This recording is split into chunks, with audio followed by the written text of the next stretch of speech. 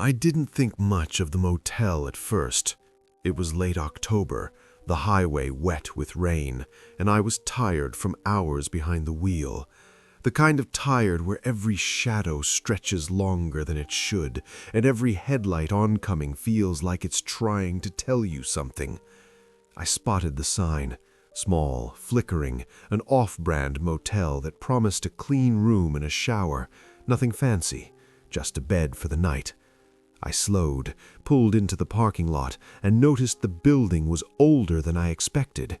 The paint was peeling, the neon sign buzzed faintly, and the parking lot wasn't fully paved. But I didn't care. All I wanted was to pull my boots off and sleep. The office smelled faintly of bleach, mixed with something older, maybe the carpet, maybe the walls. Behind the counter, a woman looked up, startled, and smiled. Not a warm smile, more like a smile that knew you were being watched, that acknowledged you without really seeing you. I handed her my ID and asked for a room. She typed something into the computer, an older model, humming softly, and paused. Then she looked at me. "You'll be in room 7, she said, her tone clipped. "Second floor, down the hall to your left." I took the key, thanked her, and walked to my car to grab my bag. That's when I noticed the hallway. The lighting flickered intermittently, throwing long shadows. It wasn't enough to scare me. I've driven across the country enough times to know that most motels look worse in person than in photographs. But there was a stillness to it that made the hairs on the back of my neck stand on end. I told myself I was imagining it. The stairwell creaked under my boots as I climbed to the second floor. Each step groaned like it had been complaining for decades. I reached the hallway and found room 7 exactly where she'd said it would be. The door looked normal, no marks, no scratches. I slid the key in, turned it, and stepped inside. The room was small, more compact than I expected. The bed was neatly made, the sheets white but a little stiff, like they'd been starched. There was a nightstand with a lamp, a dresser, a small desk, and a window looking out onto the wet parking lot. Nothing seemed out of place, except for the faint smell. Old smoke, maybe, lingering under the cleaner's efforts. It wasn't overpowering, just present, subtle but noticeable. I put my bag down and looked around again. There were no other guests on the floor, no sounds from adjoining rooms. The air conditioning unit hummed quietly, steady, yet I felt a flicker of something I couldn't identify. Unease, maybe, or recognition. My brain kept running through the possibilities. Overworked, overtired, letting imagination creep in. I went to the window and pulled back the shade slightly.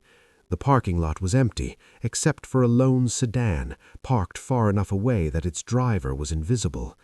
The rain streaked the asphalt, catching the weak neon glow from the sign. I could hear the occasional rumble of a truck in the distance, the tires sending water spraying across the road. I leaned against the sill and let the sound fill my head, trying to calm myself.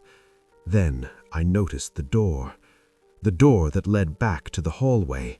I didn't notice it the first time, but now it seemed wrong. The number plaque above it didn't match room 7. It said room 12. I blinked and stared. I turned back to the key in my hand. I had turned it in a lock labeled room 7. I stepped toward the door to check the label on the door across from it, the one opposite mine, room 6. Everything seemed normal. I shook my head and told myself I was imagining it. Probably tired, maybe hungry, maybe rain-soaked anxiety was making shadows twist numbers in my mind. I put my bag on the bed and sat down, trying to ignore the sensation creeping over me, that feeling of being watched, even when there was no one there. I didn't know it yet, but the motel had noticed me long before I noticed it, and room 7, the room I thought was mine for the night, was about to prove that sometimes the world looks normal only until you try to belong in it. I decided to unpack just a little. setting my clothes into the dresser and placing my toiletries on the desk. That's when I noticed the phone on the nightstand, a standard Motel landline, beige, slightly yellowed from age. I picked up the receiver to make a call, just to let someone know I had arrived safely, and there was a faint dial tone. But it was different somehow. Not just the hum of a line, but a low static underneath that wasn't constant, almost like breathing. I shook my head, trying to laugh it off. The night had been long, and I was too tired to notice subtle oddities. I left the phone on the desk and went back to the door, thinking I might check with the front desk about Wi-Fi access. But as I opened the door, I noticed something strange in the hallway. The carpeting looked the same as before, faded and worn in the middle from decades of foot traffic, but the walls had subtle differences. A scuff here that hadn't been there before, a shadow of a picture frame that didn't exist earlier. The hallway light flickered just long enough to cast uneven shadows. I paused, the sensation of being watched returning, creeping along my spine. Down the stairs, the front desk looked empty. I could see the woman, the receptionist from earlier, seated far back behind the counter, typing on the computer with her head slightly down. When I approached, she didn't immediately look up. It was as if she had expected me to appear at that exact moment.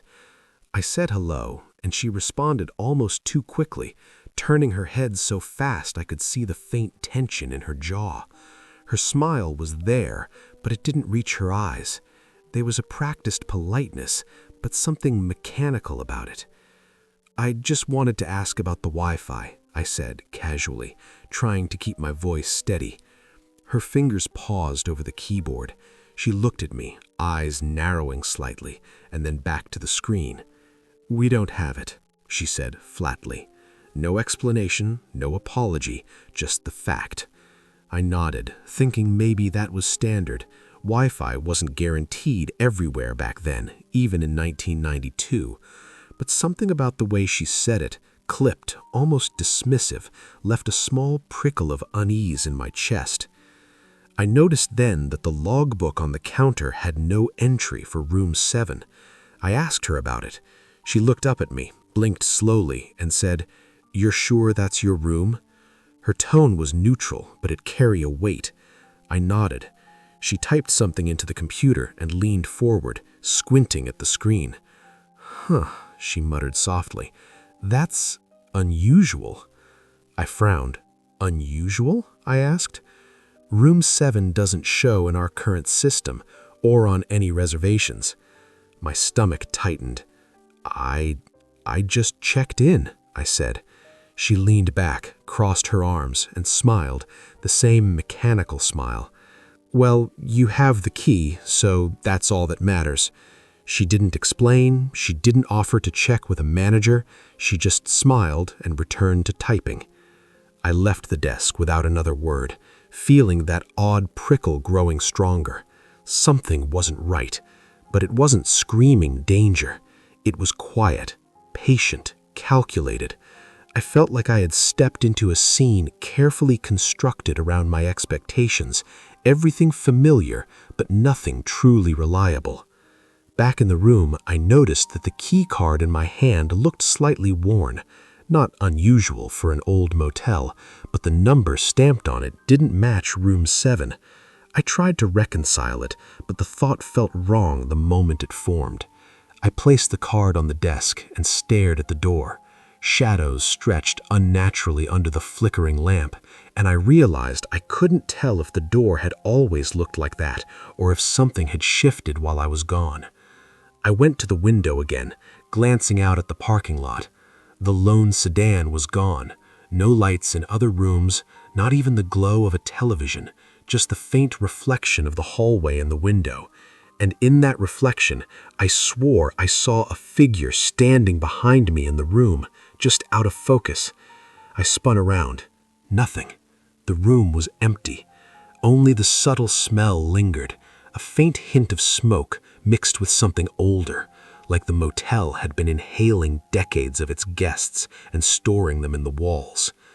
I sat down on the bed, trying to rationalize what had happened. Exhaustion, overactive imagination, stress from the long drive, any explanation would have sufficed.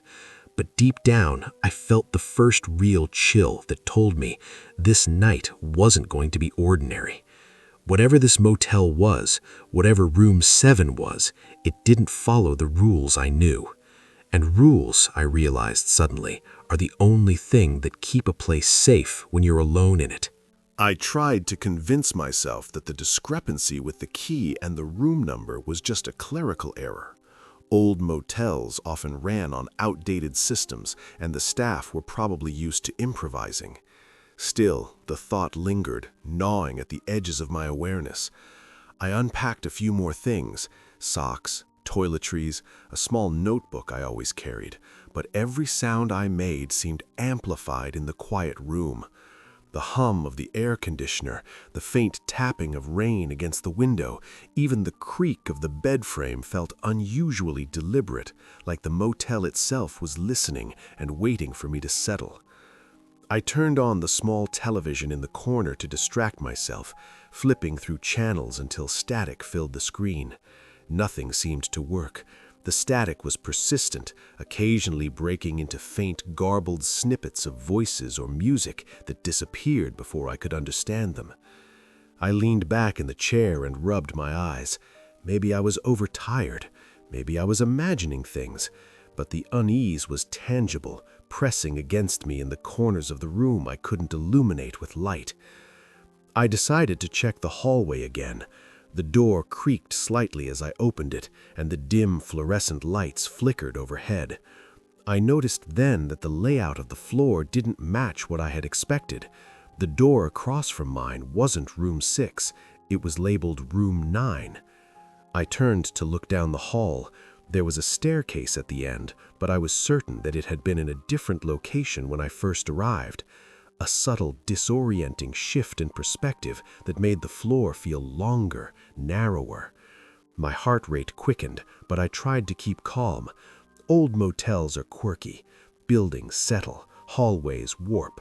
I told myself that. I passed the other rooms, peering at the numbers. Some were missing entirely. Others didn't follow any logical sequence.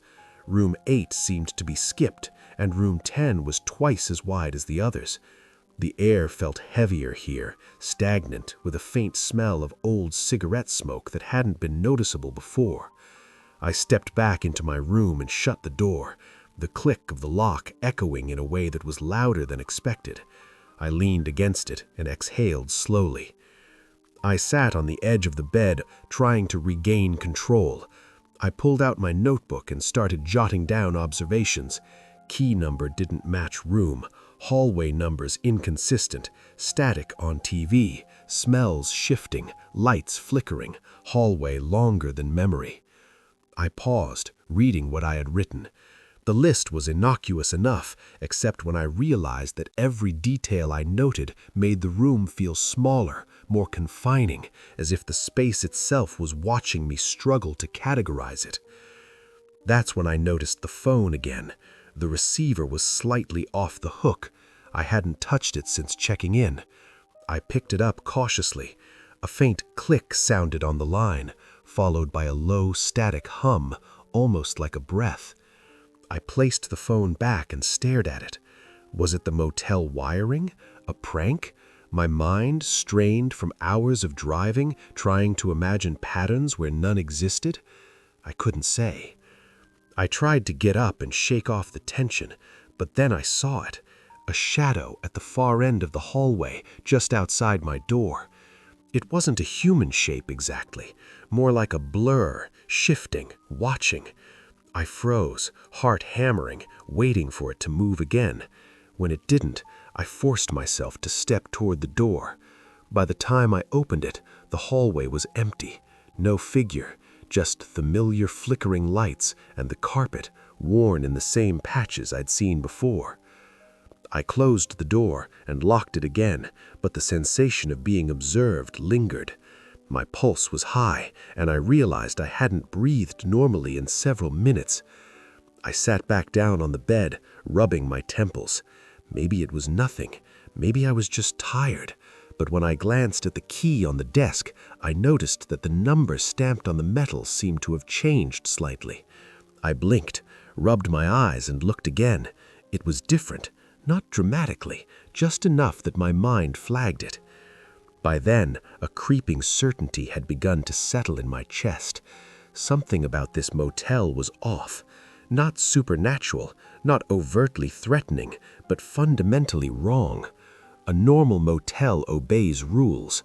Room numbers correspond to keys, floors are predictable, staff have records. Yet here, everything was subtly inconsistent, like the motel itself had an agenda. It wasn't fear yet, just the quiet, insistent awareness that I wasn't in a place designed for ordinary human logic. I lay back on the bed, trying to rationalize. This was the kind of thing travelers experienced: disorientation, fatigue, minor anxiety amplified by isolation. But deep down, I knew that explanation wasn't enough. Something about this place had been waiting for me to notice, waiting for me to recognize that room 7, the room I believed was mine for the night, was part of a puzzle I didn't yet understand. By now, exhaustion was starting to weigh on me in a different way, not just physical, but mental, the kind that gnaws at the edge of perception. I decided to write down everything that had happened so far: the key mismatch, the hallway inconsistencies, the strange smells, the static on the phone and television, the fleeting shadow I'd seen at the far end of the hall. It helped, at least partially, to organize my thoughts, though I could feel the tension tightening in my chest as I recalled each detail. Writing it down made it more real. I finally decided to go back to the front desk. Maybe I was overreacting. Maybe the receptionist had an explanation. After all, old motels often had quirks, missing records or keys mislabeled. It made sense in my rational mind. I walked down the hall, the carpet now seeming longer than before, every flicker of light highlighting the slight imperfections in the walls. My steps echoed loudly in the empty corridor. The receptionist looked up immediately, as if she had expected me to appear. "I'm having trouble with room 7, I said cautiously, trying to keep my tone calm. "The key number doesn't match, and when I checked the logbook, I couldn't find it listed anywhere." She tilted her head slowly and blinked at me, that same measured, unsettling smile in place. "Room 7, she repeated, almost as if testing the words in her mind. "Room 7. That's interesting." Her fingers hovered over the keyboard, tapping slowly and deliberately, though she didn't enter anything. She leaned back in her chair and regarded me with that same calm, mechanical patience that had unnerved me earlier. I tried to press further. "It's late. I just want to make sure everything is in order. I can't find room 7 in any of your current reservations. Can you check?" Her smile didn't falter, but her eyes darkened slightly, not with anger, but with some unreadable calculation. "I see," she said quietly. "It appears room 7 isn't listed, not in our system, not in any previous records." She paused, and the silence felt deliberate, as though she were giving me time to process that. I blinked, a chill running through me, not because it was impossible, but because she said it so plainly. The absence of the room wasn't a glitch, it was factual. I felt my stomach drop. "How is that possible?" I asked, my voice trembling slightly despite my effort to remain calm. "I was just given a key, and I checked in. You said it was mine." She nodded slowly, her movements precise, almost like a machine executing a command. "Yes, you were given the key, but room 7 doesn't exist in any record, past or present." She didn't elaborate. She didn't apologize. She just regarded me in that unsettling, deliberate way, then returned her attention to the keyboard. I left the desk and walked back to the room in a daze. The hallway felt longer than before, the carpet stretched, the shadows darker. My thoughts were spinning, trying to reconcile what she said with the key in my hand, the door I had unlocked, and the room I had entered. Everything I had assumed about this place, that it operated according to the rules of any motel, was now fundamentally challenged. Back inside room 7, I inspected the key more closely. It was ordinary, metal, stamped with the number 7, yet I could feel the tension in my fingers as I held it, the surreal awareness that it unlocked a room that officially didn't exist. I tried the light switches, the doors, the drawers, everything. Nothing appeared different, nothing moved on its own, yet the room didn't feel the same. There was a subtle emptiness, a hollow quality that hadn't been there before, like the walls themselves were aware of the discrepancy. I sat on the bed and stared at the phone. The static had returned, softer now, almost imperceptible, like a whisper beneath the hum of the line. I considered calling for help, but I paused. What would I even say? That I was in a room that didn't exist? That the receptionist admitted it herself? Anyone else would think I was crazy, and the thought of being dismissed, or worse, laughed at, added a layer of fear I couldn't ignore. I realized then that the unease wasn't just from exhaustion or imagination. Something about the motel had decided I noticed it. It was aware, observing, waiting. And for the first time, I understood that my night in room 7 was no longer just a night of rest. I tried to sleep. That was the first mistake. I lay on the bed, fully dressed, boots still on, staring at the ceiling while the hum of the air conditioner pulsed in uneven intervals. Not broken, just inconsistent, like someone adjusting it slightly when I wasn't looking. I closed my eyes, counted breaths, told myself that daylight would fix everything. It always does. But sleep didn't come. Every time I drifted close, something pulled me back. A sound, a shift in pressure, the unmistakable sense that the room was no longer static. At some point, I sat up and noticed the chair by the desk wasn't where I'd left it. That sounds minor, insignificant. I told myself that, too. Maybe I'd moved it earlier without realizing it. Maybe I'd kicked it while pacing. Except the chair hadn't just shifted a little. It was tucked neatly under the desk now, squared off like someone had taken care to align it. I stood there staring at it, replaying the evening in my head. I had never pushed it in. I distinctly remembered leaving it angled out. I checked the door, still locked. The window, still latched. The bathroom showed no signs of disturbance. Towels folded exactly as before, sink dry, mirror clean. I stood in the center of the room and felt something else then. Not fear, but disorientation. The subtle kind that makes you question sequence rather than reality. When did this happen? Not how. The hallway outside was quiet. Too quiet. I opened the door slowly and stepped out. The fluorescent lights were on, steady now, no flicker. That alone felt wrong. The carpet absorbed my footsteps completely, like it had thickened.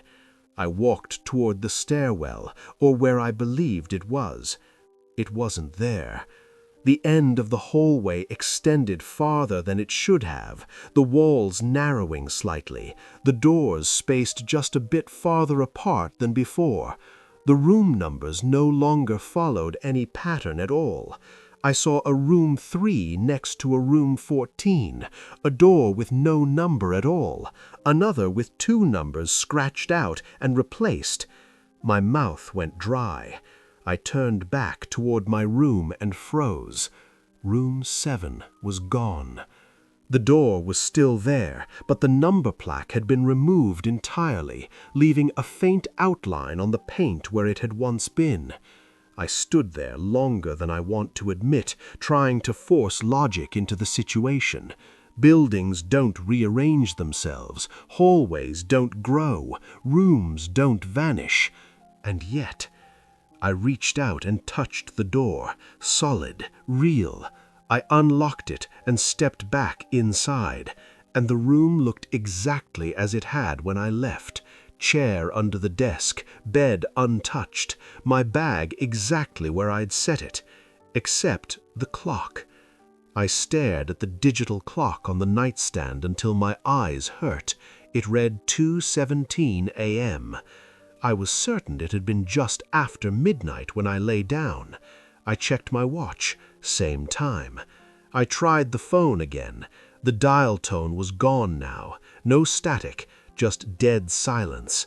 I pressed the hook repeatedly. Nothing changed. That's when the sound started. Footsteps. Not running, not sneaking. Walking. Calm, measured footsteps in the hallway, stopping occasionally, then continuing. They didn't match the spacing of the doors. They didn't speed up or slow down. Whoever it was, or whatever, walked like they knew exactly where they were going. I held my breath and waited. The footsteps stopped outside my door. There was no knock, just a pause. Then the footsteps continued down the hall, fading not into distance, but into nothing, like the sound had simply been turned off. I sat down hard on the bed, heart hammering.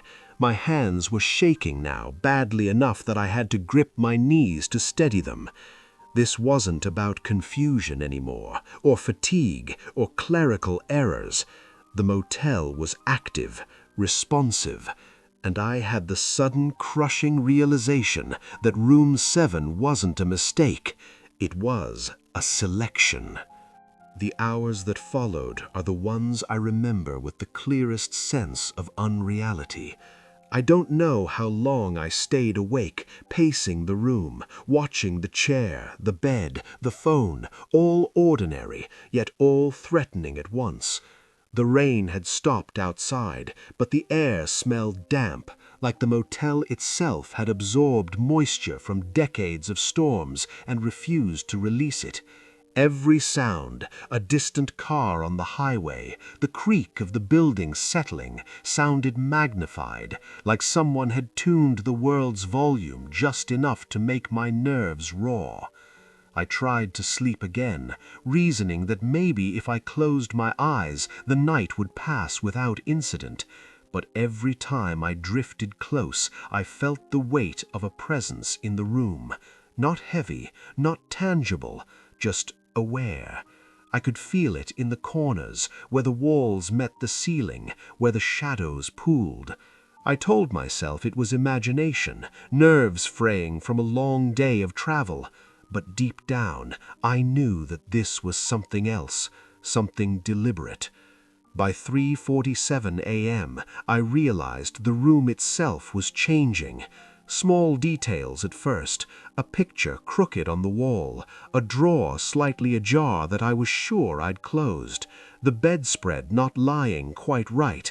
Each change alone could be rationalized, but taken together over mere minutes, it became impossible to ignore.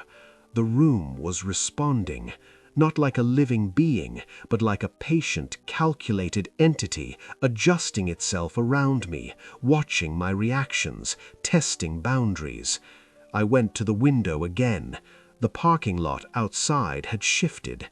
Not dramatically. The lone sedan of earlier was gone, replaced by another car I hadn't noticed before.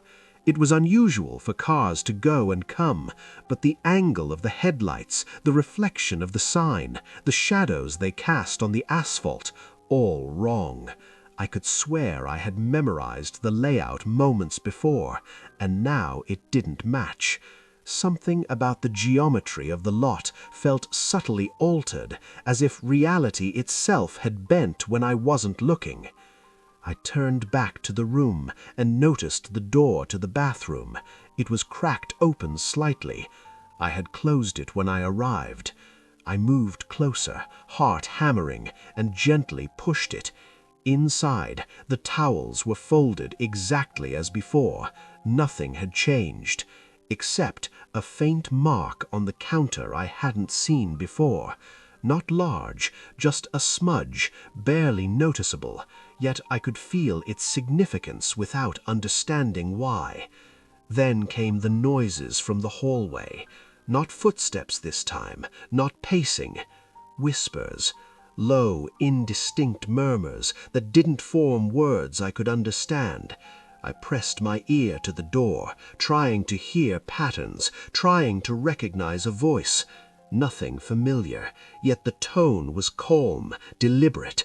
I realized with a sudden jolt that the voices weren't coming from anywhere visible. They weren't bouncing off walls. They were embedded in the very air of the corridor, threading into my consciousness without physical source. I stumbled back from the door, breathing heavily. The lights flickered again, longer this time, casting distorted shadows that didn't align with the furniture. I felt a movement at the edge of my vision, a flicker of something dark in the corner near the dresser. I turned sharply. Nothing. I spun back toward the hallway. Empty. But the whispers continued.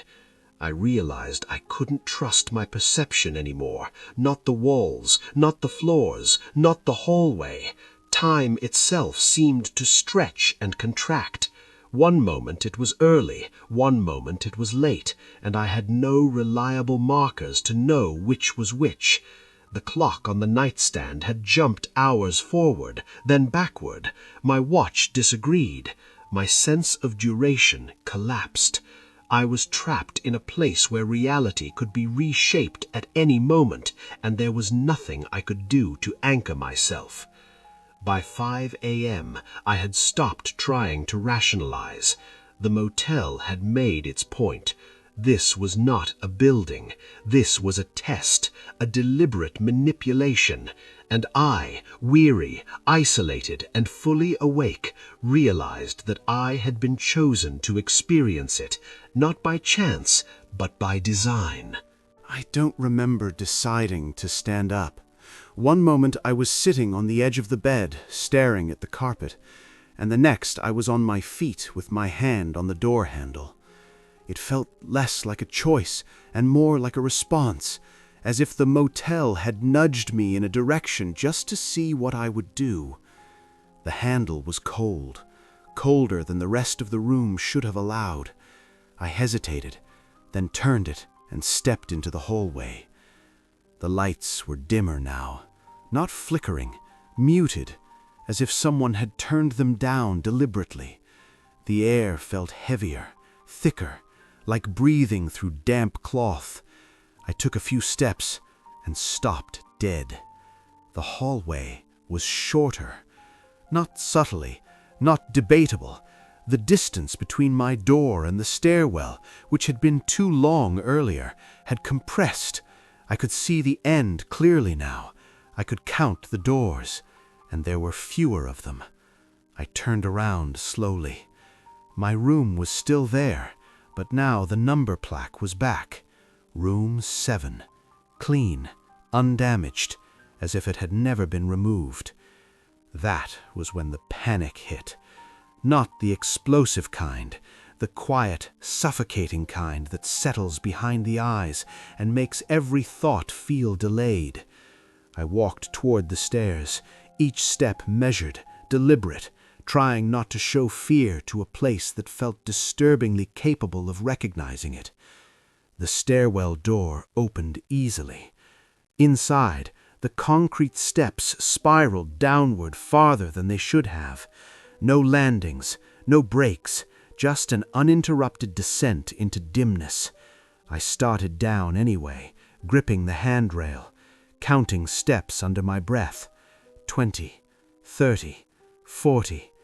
By the time I reached 60, my legs were burning, and I was still above the lobby. I knew because I could hear the receptionist's keyboard. Click, click, click. The sound drifted upward, steady and calm, echoing impossibly through the stairwell. Relief flooded me, sharp and irrational. A person meant normalcy, a desk, a phone, a way out. I hurried down the remaining steps and burst through the door. The lobby was empty. The desk was there, the logbook, the humming computer, the lamp casting that same yellow light. But the chair behind a counter was pushed in neatly. No receptionist, no sound. The keyboard continued clicking. I froze. The sound wasn't coming from the desk. It was coming from the hallway behind me. I turned slowly and saw something I still struggle to describe clearly.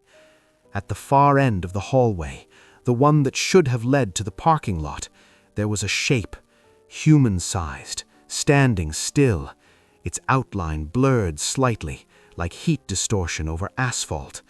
I couldn't see a face, couldn't see hands, just the suggestion of posture. And then it took a step forward. I backed away instinctively, bumping into the desk. The clicking stopped. The lights flickered violently now, plunging the room into brief darkness again and again. Each time the lights returned, the shape was closer. I didn't scream. I didn't run. I spoke. "I'm leaving," I said, my voice hoarse, barely recognizable as my own. The shape stopped. The lights stabilized, and the receptionist was suddenly behind the desk again, seated exactly as she had been earlier, typing calmly, eyes on the screen. She looked up at me and smiled, not mechanical this time, but knowing. "Leaving isn't always the same as checking out," she said. My stomach dropped. "I want my car. I want to go." She nodded slowly. "Of course," she replied. "You're welcome to try." She slid something across the counter. My key. Only now the number wasn't stamped. It was scratched in by hand. 7. That was the moment I understood the truth I'd been avoiding all night. Room 7 wasn't missing from the records because of an error. It was missing because it doesn't stay. And once someone is placed inside it, the motel doesn't decide when they leave. It decides who they become. I don't remember how long I stood there holding the key. The receptionist had gone back to typing, as if the conversation was over, as if my presence no longer required attention. The lobby felt wrong now, flatter somehow, like a stage set viewed too closely. The walls looked thinner, the shadows less natural. I realized with a creeping dread that the motel wasn't hiding its nature anymore. It didn't need to. I had already seen enough. "I don't belong here," I said quietly. The receptionist stopped typing. She looked at me slowly, deliberately, the way a person looks at someone who has just asked the wrong question. "Everyone who stays here belongs here. For a while." "For a while," I repeated. My mouth felt dry. "And then what?" She didn't answer directly. Instead, she reached under the desk and pulled out the logbook, the same one I'd noticed earlier, the one with missing entries and inconsistent handwriting. She flipped through pages that should have been filled and stopped on a blank spread. "This is where you are," she said, tapping the empty page with one fingernail. I leaned forward. "There's nothing written there." She smiled faintly. "Not yet." A chill ran through me. What happens if I stay? She finally met my eyes fully. There was no malice there, no threat, just certainty. "You become part of the structure, not physically, functionally. You help maintain continuity." I didn't understand at first, and then I did. The whispers, the footsteps, the rearranging rooms, the shifting time, not ghosts, not hallucinations, people, or what remained of them. My hands started shaking again. "And if I leave?" She closed the logbook. "Then the room closes behind you." "That's it?" I asked. "I just walk away?" She tilted her head. "You walk away missing something." I waited for the rest. "Memory," she said softly. Specific memory, anchors, enough to keep the structure intact. I thought of the notebook in my bag, the notes I'd taken, the careful observations, the way I'd tried to map the place, understand it. The motel hadn't reacted violently to that. It had allowed it, because it needed it. I swallowed. "You're saying I forget this?" "Not all of it," she replied.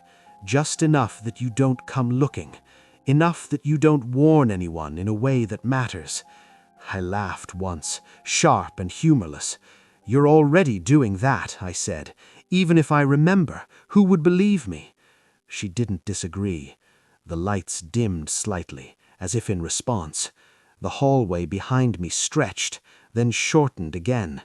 I could feel pressure building in my head, like altitude sickness. The motel was waiting for an answer. "What do I have to do?" I asked. She slid the logbook back across the counter. "Go back to your room. Lie down. When the lights go out, don't fight it." "And my car?" "You'll find it," she said, "where it should be." I hesitated. Everything in me screamed not to trust her. But there was no alternative. The stairwell no longer felt like a path. The exits weren't exits. They were suggestions. I turned and walked back toward room 7. The hallway reshaped itself around me, doors sliding subtly into place now, numbers aligning neatly, like the motel was satisfied. Inside the room, everything was still. The bed neatly made, the chair back where I'd first seen it, the clock blinking 12 o'clock. I sat on the bed and waited. The lights went out without warning, and when they did, something moved through me. Not pain, not force, but subtraction, like a hand reaching into my thoughts and removing pieces gently, methodically. Images blurred, sounds faded, names slipped away. The last thing I remember clearly was thinking, if I survive this, I'll never be sure which parts of me are actually mine. Then the darkness closed in. I woke up to sunlight. Real sunlight. Pale early morning light pushing through the thin motel curtains, carrying dust motes that drifted lazily in the air. For a moment, I felt an overwhelming sense of relief, so intense it almost made me dizzy. I was alive. I was conscious. I was still myself. The room looked ordinary again, painfully ordinary. The walls were solid. The furniture made sense. The air smelled faintly of detergent and old carpet. Nothing more. I sat up quickly and checked the clock. 8:12 a.m. My watch matched. No missing hours, no looping time, just morning. I laughed out loud, the sound harsh and strange in the quiet room. Whatever had happened, it was over. A nightmare amplified by exhaustion, stress, imagination. That explanation slid into place too easily, and I accepted it far too quickly. I grabbed my bag and went straight for the door. Room 7 was labeled clearly now. Clean plaque, normal screws, no outline, no distortion. The hallway was short, well-lit, and unremarkable. Doors were numbered properly. I passed other guests, real ones this time. An older couple arguing softly. A man in a robe holding a cup of coffee. Normal people, living normal mornings. At the front desk, a different woman stood behind the counter. Younger, brighter. She smiled genuinely. "Checking out?" she asked. I nodded. "Yeah, just one night." She tapped at the computer. "Room 7, she said casually. "Everything okay with your stay?" I hesitated. Something tugged at the back of my mind, not a memory, but the shape of one, like a word on the tip of your tongue that never arrives. I opened my mouth to answer and realized I didn't know what I was about to say. "Yeah," I replied finally. "Fine." She handed me the receipt. The total was correct. The date was correct. The motel name was printed clearly at the top. I stepped outside. My car was parked exactly where it should have been. No damage, no signs of tampering. The highway beyond the lot looked inviting, sunlit, harmless. I loaded my bag, started the engine, and drove away without looking back. It wasn't until hours later, halfway to my next destination, that the cracks began to show. I reached for my notebook to jot down mileage, a habit I'd kept for years. It wasn't there. I pulled over and searched the car, the trunk, the glove compartment, under the seats. Nothing. The notebook, the one I never traveled with, was gone. So were a few other small things. A receipt I remembered folding carefully, a photograph I couldn't quite picture but knew had been important. The unease returned slow and heavy. That night, in a different hotel, I tried to recall the name of the motel I'd stayed in. I couldn't. I remembered the highway, the rain, the feeling of needing to stop, but the name slid away every time I tried to grasp it. The location, too. I knew it had been somewhere between two towns, but which ones? The map in my head had a blank space now, a clean, deliberate gap. Over the following weeks, I noticed more absences. Entire conversations I couldn't remember starting. Details about that trip that should have been solid were missing, like teeth pulled cleanly from memory. And whenever I tried to focus too hard on that night, really push, I felt pressure behind my eyes, nausea rising, my thoughts scattering. So I stopped trying. Life went on. It always does. But sometimes, even now, I wake up convinced I've forgotten something important. Not lost, taken. And in those moments, I can almost hear typing. Steady, patient, waiting. Years have passed since that night. I've driven countless highways, stayed in countless motels, never looking for anything like Room 7 again. Part of me knows that even if I tried, I wouldn't find it. That motel exists only for those it chooses, and only in the way it allows. Occasionally, I dream of the hallway, stretching impossibly long, the flickering lights, the whispering air.